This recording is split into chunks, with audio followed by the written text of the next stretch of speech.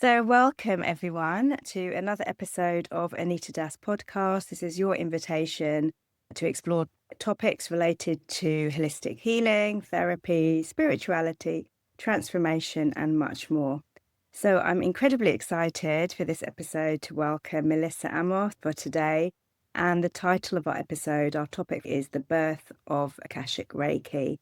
So welcome. So before I jump in, I'm just going to give a very brief description, and obviously I'll be talking to Melissa. She'll be expanding.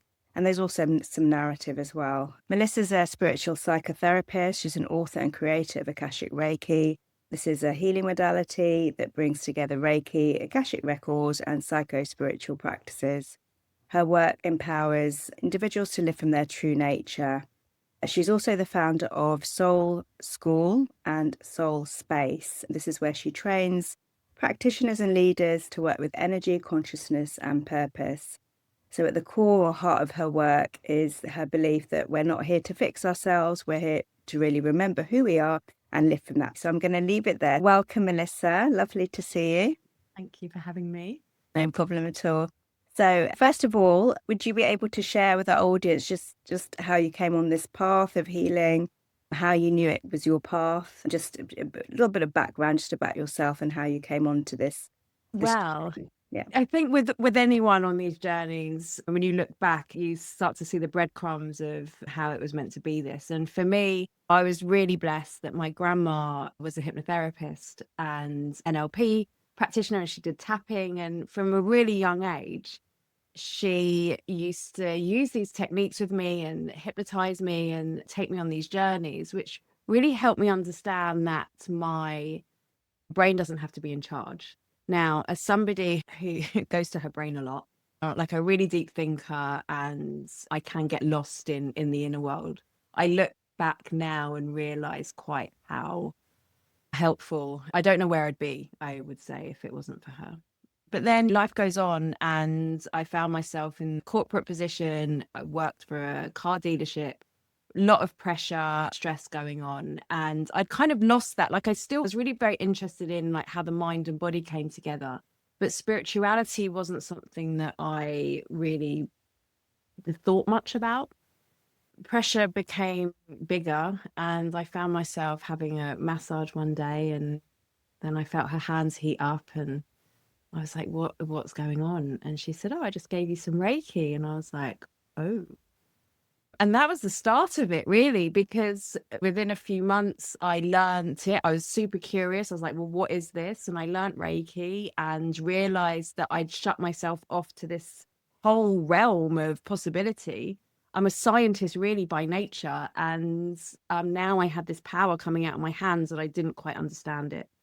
And so my curious mind went on a quest to try and find out as much as I could. And like yourself, Anita, I love to learn. And I learned all the things like manifestation and energy healing and how the mind affects the body and how energy moves and changes in the vibrational scale. And then in about 2016, I found the Akashic Records, which is your soul's library. And I had this incredible session with somebody that how we met is a whole nother story. And it was in that session that the record said to me, you're going to be working in the records. And I was like, okay. And that was then. And then here we are, much learning later, quit the corporate job and started my own business and was doing readings and tarot and psychic work and healing work and teaching Reiki and all of that. And then after this, my psychotherapy training, really it all came together. Yeah, absolutely. So we both trained in similar modalities. I just love learning as well, exploring just as much as you. It's fascinating. It's a lifelong learning, really, isn't it? So I guess the big question here is, can you share how the original idea came about? It's a fun story. I have been channeling for some time, and I have a series of guides that I channel. I've been delving into that a lot more recently. And I think anyone who you channel as well, right? Yeah. I think anyone who does that, we begin to open our mind into different possibilities. So this was all running along in the background. And at the same time, I had spent the last 2 years running my soul school, which is my Akashic Records training, teaching people how to become Akashic Records practitioners and to read the records and understand past lives and how they're affecting us and influencing us. And that was running, and it was really successful. While I was training and while I was doing a lot of one-to-one sessions, I kept seeing this flame. So there was this flame that kept coming into my sessions, and I got curious about it, and it was just there, and it felt like it was drawing me in. And I also began to realize that when people wanted to work in the Akashic Records, there was this barrier. There was this thing of, can I read a past life? Is this even true? Like, how? Because not everyone is as psychic as you are, right? And not everybody trusts that. And what I was feeling is that the Akashic Records, which is this realm of non-judgment, of unconditional love, of everything happens as it's meant to happen, and we're always evolving, had this energy frequency that wanted to come to Earth. It wanted to be used and utilized on Earth.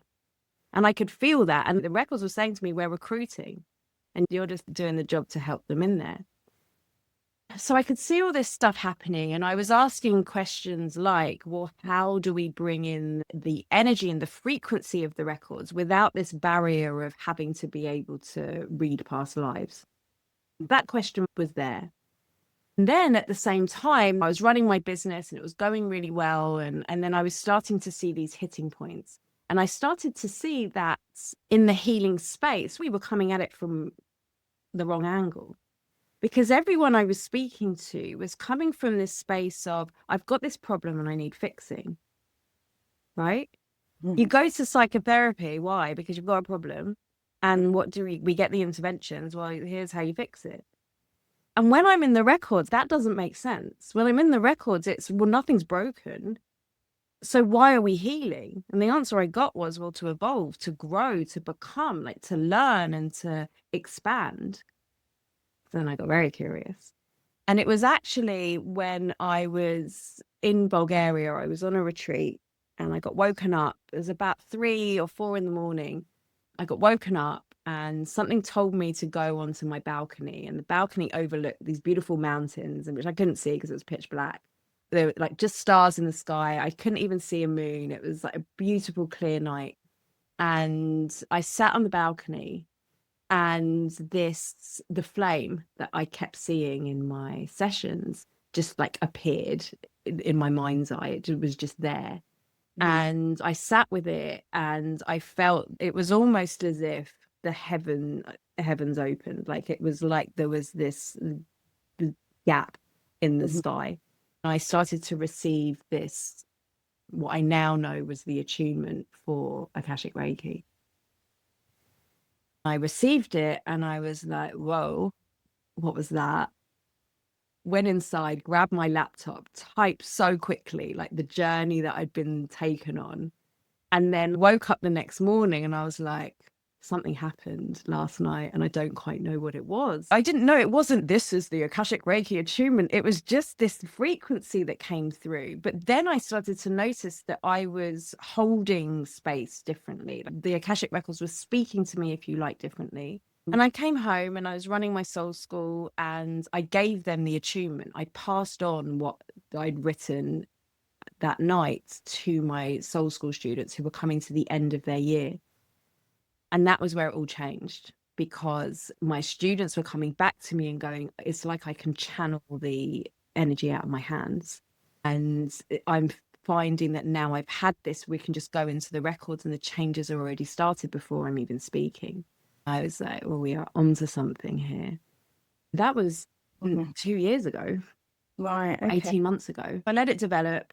I sat with it and I asked what was needed from me. And actually the psychospiritual aspect started to come through. So for the listener, Anita and I, we did our psychospiritual psychotherapy training and our counseling training together.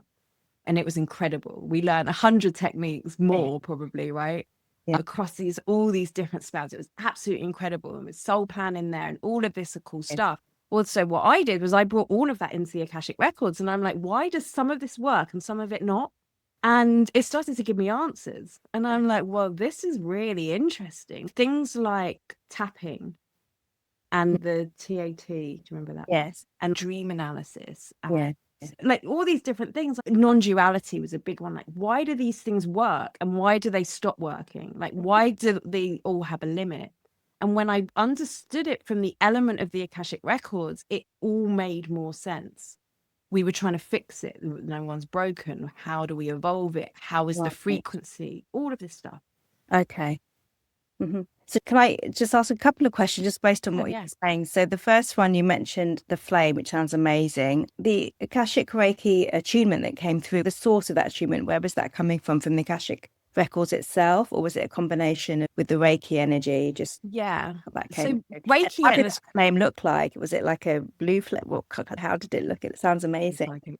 That's a great question. So my Reiki journey started with a Sui Reiki, and then I've learned like 9 different forms of Reiki because who knew I like to learn. The last Reiki that I really kind of landed into was the Holy Fire. What I loved about the Holy Fire is that it comes from the element, it comes from what they call the high heavens. So it's still, Reiki is universal life force energy. And the Holy Fire comes from William Lee Rand's language, a more refined space from it, like from the higher heavens, which is a realm, if you like, that I sit really well with, where the angelics, the divine masters, like all of that frequency comes in. So that's what I've been working on for the last about 8 or 9 years. And the Akashic flame, this attunement seemed to come, from that same stream. So it was very similar to when I do my Holy Fire attunements in my classes, that heaven opens up and I'm tapping into this field. Now, when I sat with it afterwards and I queried, like, where is it? How is it? Because at this point, it didn't have a name. It wasn't called Akashic Reiki. I didn't know, right?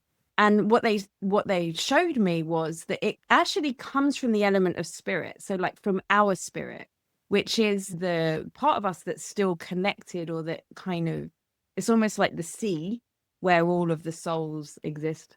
Yeah. So it comes from spirit. The monad then, or would it be? Well, so spirit and the soul. So the soul is the fragment of the spirit that comes and incarnates into the human. And so what they showed me is it comes from spirit into soul. So it knows me completely. And then through our Akashic Records, and that's where we received it. So it comes from spirit into soul. And then I receive it through my Akashic Records. So it codes my records. And now I hold it. So it's informing me all of the time. Does that make sense? Okay. And how's it integrating the Reiki aspect then? Is that coming through? Yeah, so Reiki means universal life force energy. The beauty of Reiki is you don't really have to do anything. So I trained, I think you did as well, in angelic Reiki. Yeah. So that part of that thread is, as the client comes, you see them in their perfect divine nature, which is what you're saying, which seems similar to your Akashic Reiki, doesn't it? So it kind of falls in line with that, doesn't it? Yes.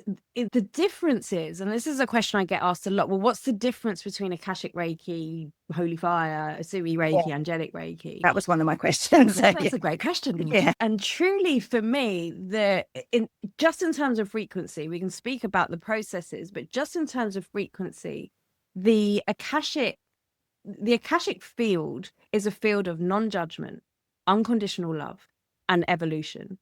That's what it holds. Everything that is recorded without judgment. Whatever I've done, they love us anyway. And it happened. I'm not trying to change anything, but because it happened now, there's growth. There's always growth. It's never static. So when we are working with that frequency and channeling that frequency from our hands or from our mouth or from our being, from our intention, it changes the way that we're holding whatever's presenting to us. It changes how what they showed me was like how we're walking our path, which they presented to me as walking the Akashic way, which means what? Which means I know that I'm not broken, which means I know that I'm always evolving, means I know that everything is an invitation for me. Everything is an invitation for me into what? Into knowing myself better, because what knows you better than your soul's library? into continual growth, because I'm always moving, we're always creating the same story, into knowing what I'm writing in my records. Right? Yeah.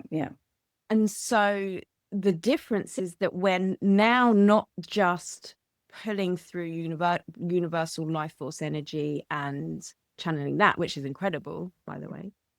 We are now, now it's more personal. Now it's about who I am as a soul. And this was the key. And the words came through for the attunement. The command was, it will activate your purpose. And that's the difference.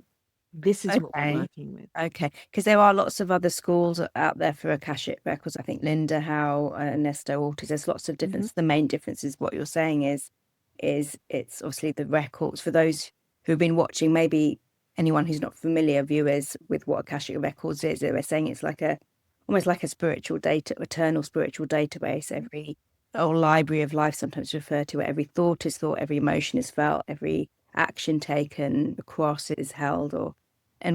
From what you're saying, the difference between this and other schools of Akashic Records is it's focusing on the soul purpose as well. Yeah. There is that, but here's the thing, did I mention I'm a geek and I like to learn? I've studied a lot of different Akashic Records programs, right?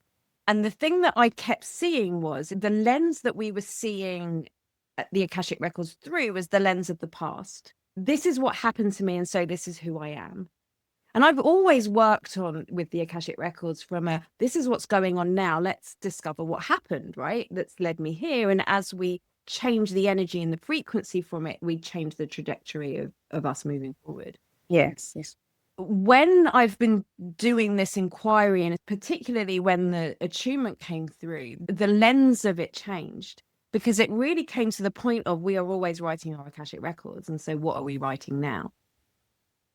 And it came to this point of empowerment, not that I need to keep changing the past, because I don't, because actually in level 1 and 2, we don't go into past lives at all. We are trusting implicitly and channeling implicitly the frequency of the records. So this is where the Reiki similarity or the Reiki adjacence comes in, right? Okay. I'm channeling the frequency of the Akashic Records, which holds it all. And me as the human, I don't need to manipulate it. I don't need to micromanage it and go, well, that past life caused you this, so let's go and change it. What we're actually doing is we're taking this essence and letting that do the healing without me having to get involved, really, apart from holding the space, doing the practices, etc. Okay. So it's in that space of being rather than doing. And so, for example, I did angelic Reiki separately as well. I did Akashic Records training separately. And in that, some of them you do what's called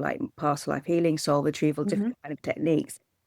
From what you're saying, it's just the energy does kind of whatever it is needed for the client. And you're holding that energy in that space. Is that in essence? Yes. So the flame is holding that for you. So we don't have to, the flame's doing the heavy lifting. Okay. Right? And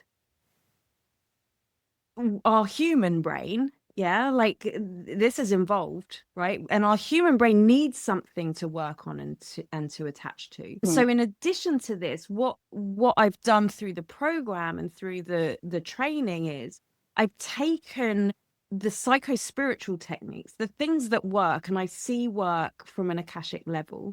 Okay. I've taken even some NLP techniques and working with the body. There's quite a few somatic techniques in there as well, which we're using to almost anchor the energetic change that we're making. And so actually the first 6 weeks, the level 1, which is all about self, we're learning how to work with the Akashic Records as our guide, essentially. What am I recording in there? What's being fed to me? How do I come essentially into full acceptance of where I am, not with that's my lot, but I'm in acceptance now, I'm growing, right?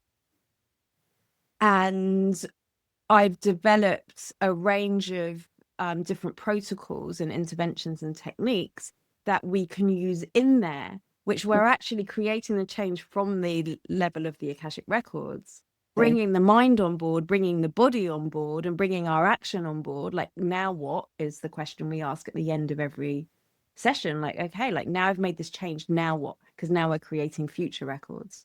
Right. Right. Okay.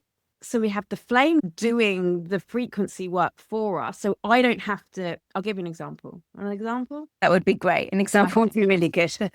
So one of the protocols with is the flame, right? And we're working with the flame to let's say we have a symptom, and it can be physical, mental, emotional, physical, right? So one of my clients who's learning right now, she came into the class, she had a shoulder issue. Mm-hmm. And what she'd been trying to do was fix her shoulder, because that's what we do when there's a problem. I want to fix it.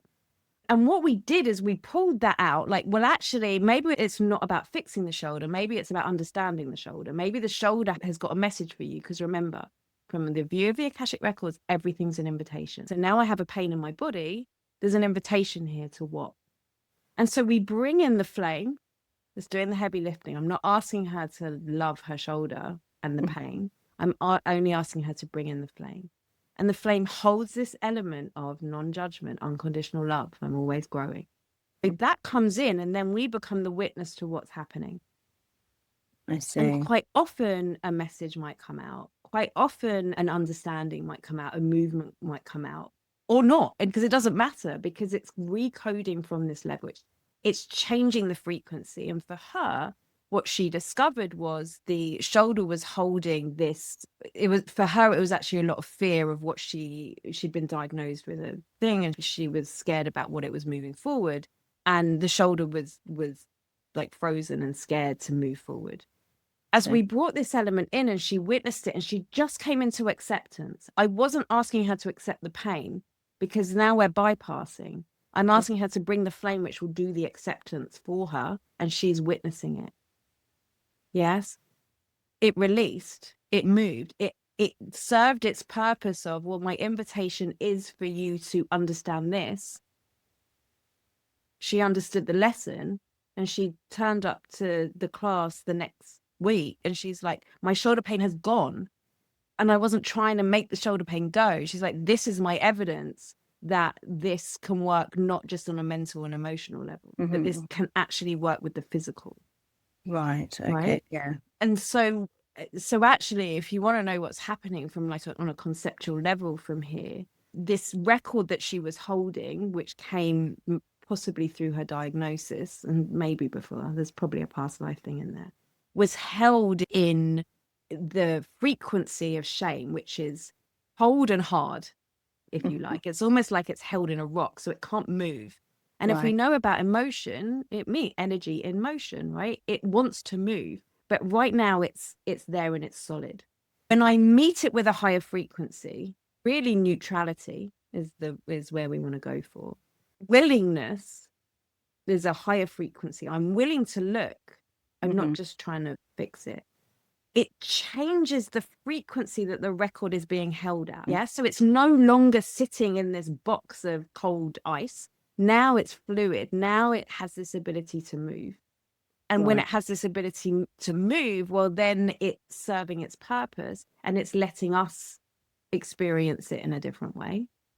Okay. So it's like that change in perception or perspective is allowing that blockage to melt away and Essentially holding that frequency. So in the traditional ways, we would access the records through a prayer. Are you saying that you mentioned bringing in the flame? Is that part of the attunement, or that's the bridge, right? Yeah. So once you've had the attunement, remember I said the spirit to the soul, and then it comes through the Akashic Records. So that's the bridge. You bring the flame into mind, and that brings you into your records.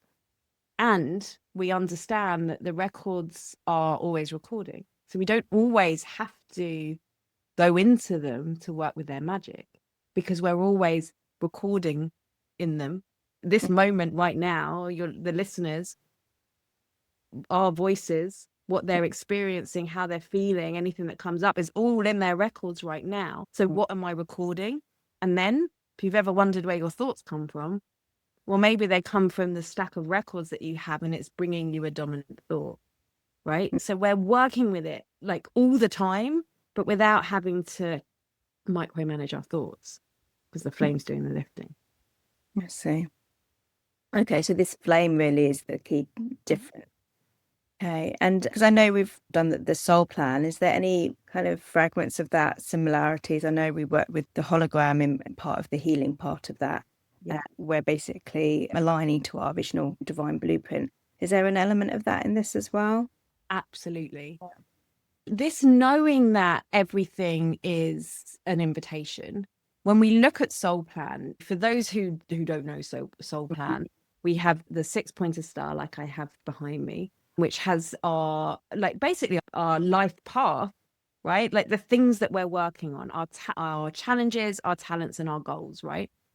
And what I loved about Soul Plan was that reframe of our challenges are there to strengthen our talents, and our talents are there to pull us through our challenges. And when we can bring them together, then we see how these things which we might think were there to floor us are actually there to strengthen us. It's this evolutionary path.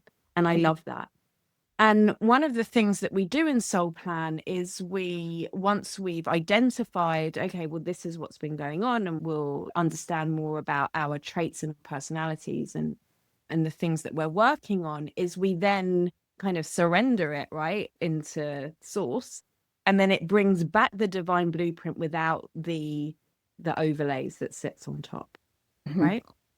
So in Akashic Reiki, we are essentially doing that from the level of the Akashic Records, because what I've seen is that we have this soul blueprint. Yes, we have this thing that's like, this is who you are in truth. This is your journey that you are having as a human in this life.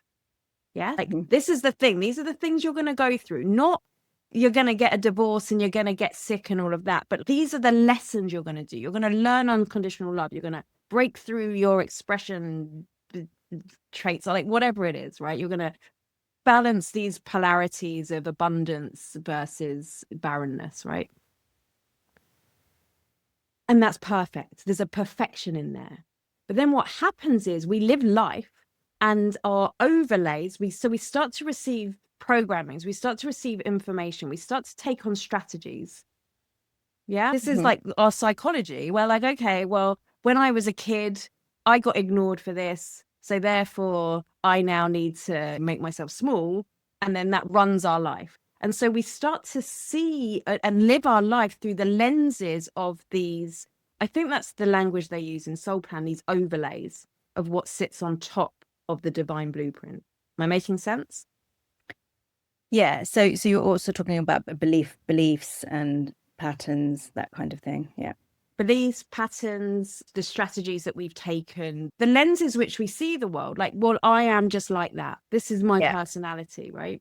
And we take them on as truth, but they're not truth. What's true is the soul blueprint that sits underneath it. So actually what we're understanding is that these overlays, they're not broken. They were the strategies that we've taken that helped us in the moment. And they are invitations back into, how do I become more of myself?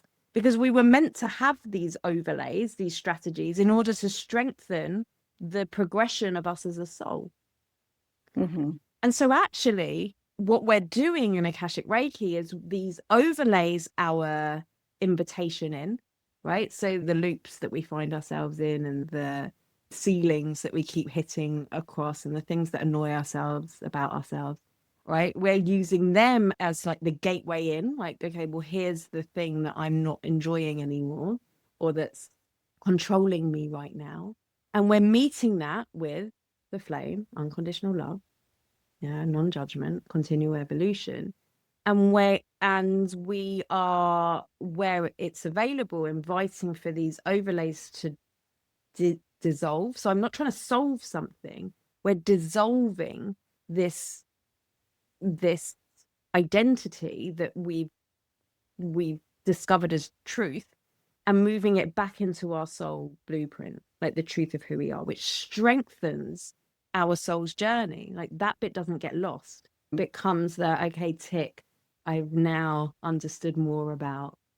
So that dissolution, is that from a combination of the Akashic Reiki and the psychospiritual practices and techniques as well? Exactly. So the flames do the work, and then we are bringing through different practices to anchor it, because we humans need that. Like, we need to be involved in the healing, or do we need to, like, we like to be involved in the healing because Yeah. that anchors it more. Now I'm taking an action. Now I am showing willingness, which is quite a high frequency on like the vibrational scale. I'm showing a willingness, an acceptance, maybe even love, maybe even gratitude to something that was in the past held in frustration or anger or guilt or shame or denial. Yeah. So I guess the difference with the soul plan, obviously, it's based on the sound vibration of the birth name, but this is a slightly different origin, isn't it, that we're looking at? Well, two questions actually coming out. One is, if I was new to this and I was coming as a client, what would a client expect for their Akashic Reiki session? And the other question that the client might have is, how will this benefit me? And are you able to just kind of share some thoughts around that? Sure. It will most likely be quite different to other energy healings that you've had. One of the things with Akashic Reiki that I felt very important is, in this day and age, I wanted it to be as effective if you're lying here in person with me or if we're doing this online, because many of us are doing it online. Yeah. So it makes no odds. I think the real thing to understand is that you're being met from this space of the Akashic Records. You're being met from the space of unconditional love, non-judgment. Like, you are who you are and no one's trying to fix you. And we are literally recoding, if you like, or meeting the frequency as to the thing that's influencing you, the thing that's been guiding you, the thing that's been giving you the thoughts and the feelings and the actions that have led you to where you are. And so in a session, this is not you getting lost in the story. This is not you saying, well, these are all the terrible things and that I'm counseling you to make it better. This is what is happening. And now we move beyond the story and move into the truth of who I am. And so what we feel, and what I'm seeing more and more, is there are these spontaneous healings, seemingly spontaneous healings happening, like I explained with my client the other day. But more than that, it's this feeling of lightness, like those overlays, those things that have been running our show have been limiting who we can become. And so what I'm finding more and more is, what people are saying to me is, Melissa, I just find like I'm doing the thing that I didn't let myself do before. And I don't know how I've done it, because I've just done it. And I know how they've just done it, because those things that were driving them before, which were met in, for whatever reason, in shame or doubt or fear, are no longer running the show anymore. What's running the show is this divine blueprint, which always has your highest potential in mind. The intuition piece, I think we're all intuitive. I think that actually those overlays are like the block, if you like, or the barrier between that soul and brain communication. So they're starting to dissolve. So people are becoming more intuitive in that way, psychic, if that's part of your path and that you want to do, and this communication in with the body. These are all the changes that we're beginning to see through my students, more so because obviously they're in the process. And this is new. This has been out for less than 6 months. So I'm starting to see how it's happening through the client journeys as well. Right. So in the session, would the client be talking initially, like a talking therapy, and then would they be lying down like Reiki and receiving energy healing? Is it a Both. combination of both? Yeah, there's a number of protocols. We can just do it like completely hands-on. That's fine. We're just channeling the frequency. Most often we will start with like, just tell me what's happening, right? So like, for example, we have the love protocol, which is probably the most popular one. And the love protocol really starts with like, tell me what's going on. Right. So we're like, what is it? Like, what is it that brought you here? What's the pain? What's the doubt? What's the feeling? Whatever. So there will be that element of talking. But I've trained the students to not get lost in that, because from a records point of view, we're then just rewriting the story again and again in our records, right? It's not that helpful.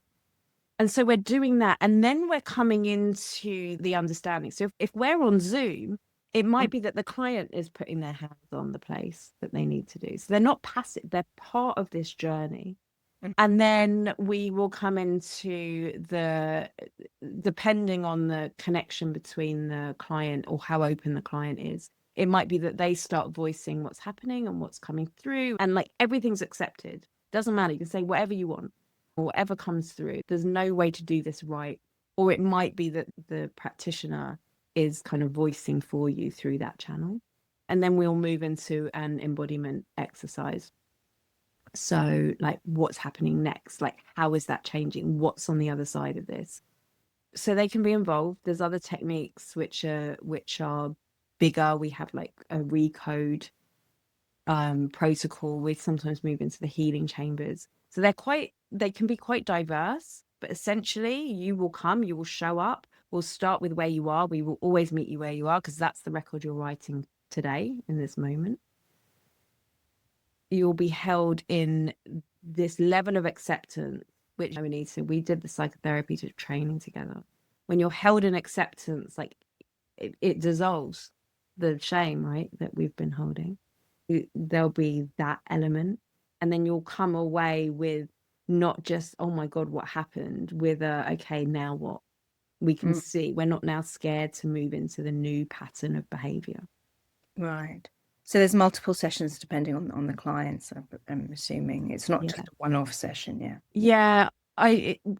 When we come away from I'm healing to fix something, which is the old model, and we come into I'm healing to evolve, we realize that having one session can be relaxing, like sure, but the majority of my students, we're offering a minimum of 4, ideally 6. Sometimes it's more, because we're continuing this path. We're not trying to fix anything. You're on your soul purpose. Mission. Right? Okay. Yeah. I see. Okay. No, perfect. So that's given an idea to viewers about what a session would be like. So that's quite interesting. The other question was, if someone's thinking of training and becoming a practitioner, can you share a bit more about like how many attunements, levels, and the pathway to becoming a practitioner and what's involved there? The training's so good, I have to say. So the first 6 weeks, you'll receive your level 1 attunement, which is you're activating your purpose. And so the first 6 weeks are really getting to know the flame, the principles, and the pillars of Akashic Reiki. So really understanding like what is it that we're moving for? Like how is this changing the way that we are showing up as a soul in a human? Like what is our progression? And naturally from there, we do start with the things that we don't love about ourselves, right? After week 3, you have 3 protocols that you can use, that when something comes up, because stuff comes up for me every day, right?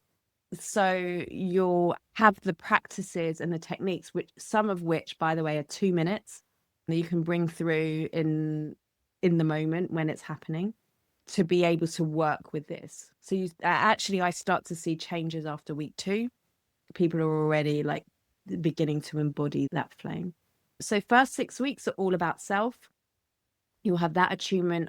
You'll have some grounding practices. We start working on your intuitive development, and also this connection in with the mind and body. But we also start to bring in an understanding of like manifestation practices as well. Right. Because when our energy is so good, just actually manifesting from soul purpose rather than I just want the Ferrari. So it brings this whole different understanding of how to live energetically and how to live as a human in the world that we live in now, and be more empowered, essentially. Then, so that's first 6 weeks. Then level 2 is another 6 weeks. And this really is the practitioner's path. Like, how am I holding space for others? You get more techniques. We go deeper into the more psychospiritual aspects of things, how to run the successful business, how to manage your energy so that we are not entangled in with our other people, how to hold that space in a way that is integral, and work with that.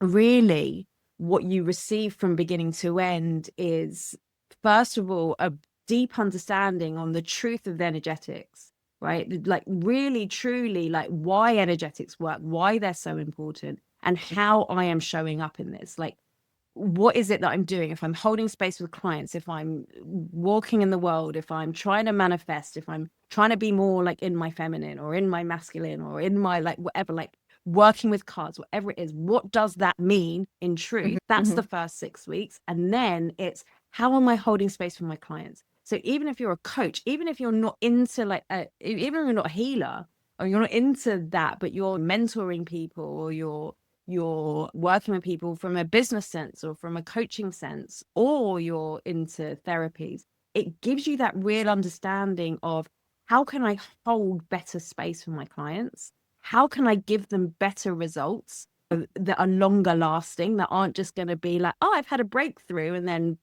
2 weeks later they're back in with the same problem. And really show up in a way that is true for you and your purpose and your path, so you become yourself. Okay.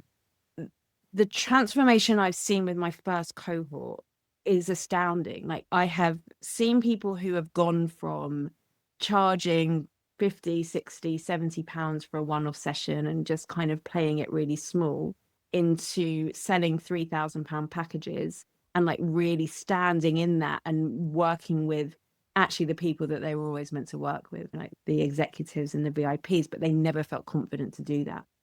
And it's just happened because our purpose is activated. So it comes into, who am I and how do I serve?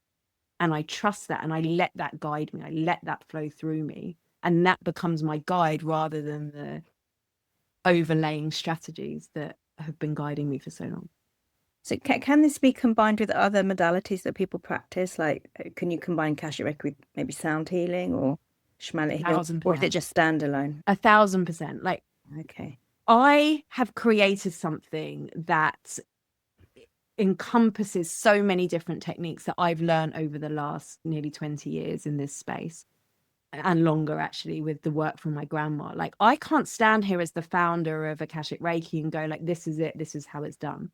Especially when one of the principles and pillars of Akashic Reiki is evolution and growth, and that it's activating your soul purpose. The thing I don't want is 100,000 Akashic Reiki practitioners just repeating and keeping it stagnant. For me, this is the path of evolution and growth. And actually, as we move on more to the teacher's path, the masters that I'm working with at the moment, we're really delving into like, what is their magic and how is that infusing into Akashic Reiki?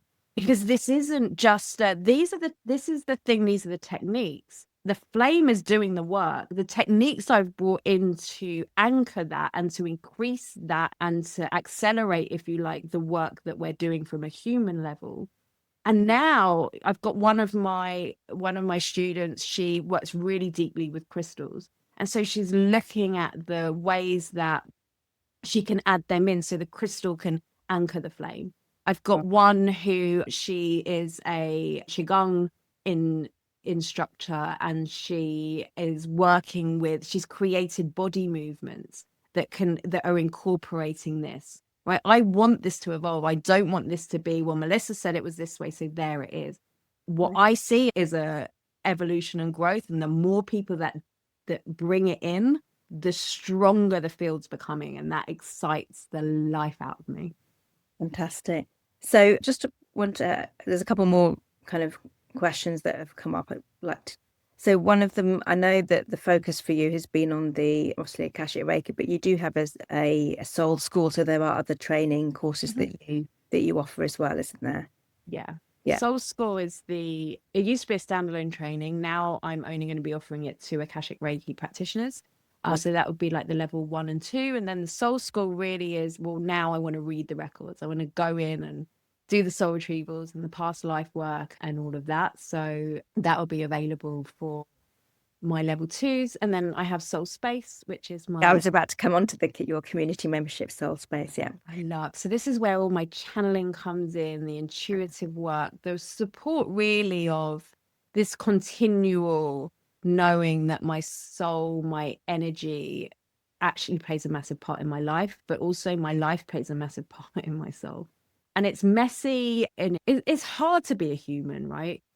And I think especially when we're on this path and we're trying to make sense of what's going on, So Soul Space really is like my home for that. Like you can come and we do coaching every month and people bring everything.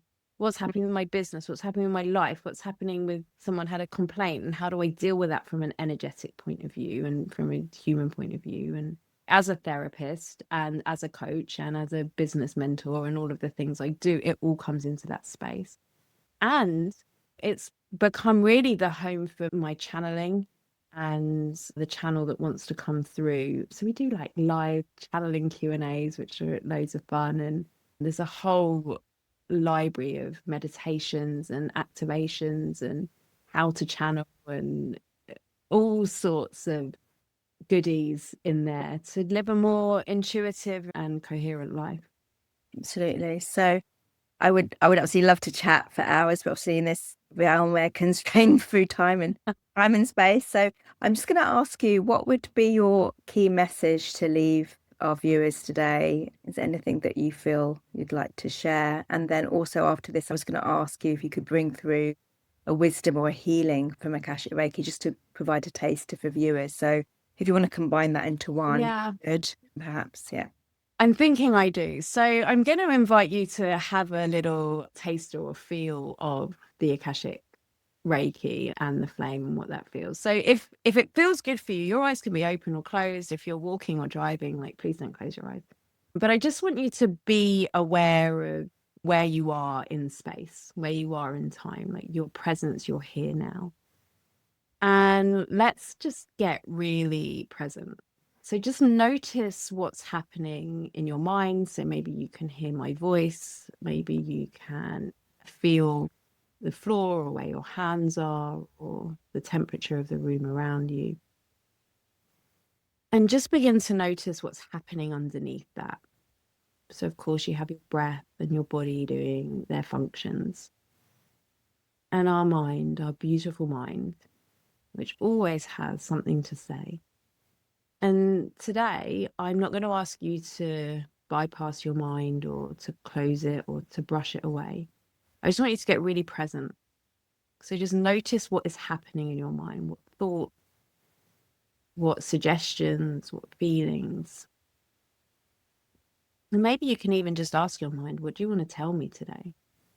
Your brain, psyche, what do you want to tell me today? What's going on?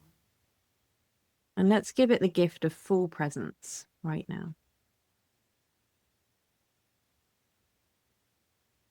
And as you do this, you begin to get a glimpse of what you're actually writing in your records at the moment.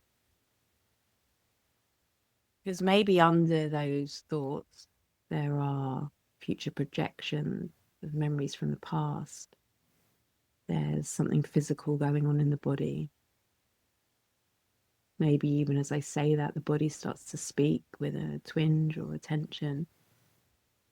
And today, without trying to get rid of it, we're just going to be present as I bring through the flame. And in fact, you can bring through your soul, your love, your light. Just your willingness and your curiosity to really just be knowing and present within. I wonder what I'm writing in my records in this moment.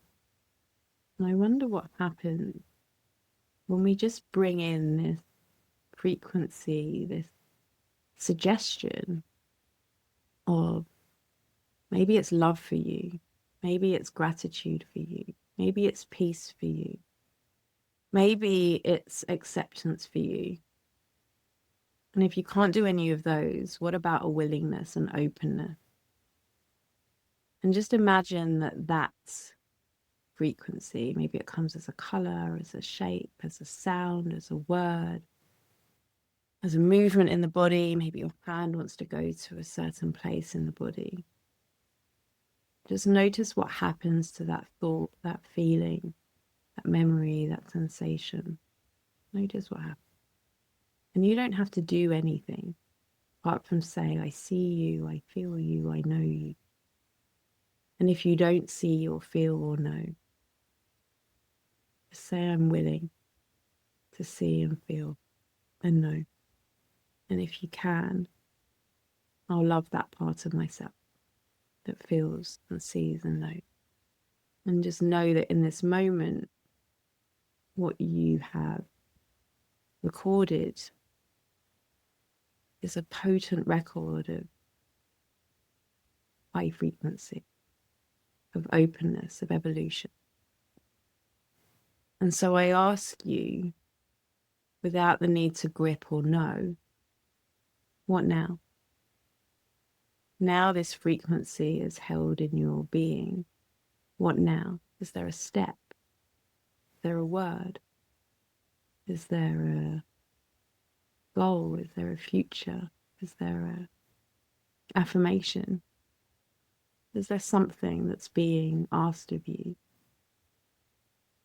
that you can then say or do or know that will continue this frequency, this trajectory of love, of willingness, open? And just trust that whether it's revealed to you now or sometime down the line, that you can be guided by this. And you can choose to stay in this space for a moment or to start to bring yourself back into your being, into the world, into this present moment.